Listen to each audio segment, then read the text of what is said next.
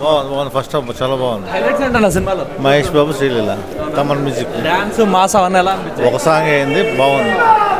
కొన్ని సాంగ్స్ పెట్టాడు కదా ఒక్కడు సినిమాలోది. అవునవును, అది పల్సర్ బండి సాంగ్. అవును, మహేష్ బాబుని మళ్ళీ ఓల్డ్ మహేష్ బాబు చూసినట్టుంది. అంటే హైలైట్స్ ఏంటి అసలు? మహేష్ బాబు హైలైట్. అంటే కొంతమంది అత్తారింటికి దారేదిలా ఉందంటున్నారు. అదే లేదు, అది సపరేట్ జోన్. చాలా బాగుంది.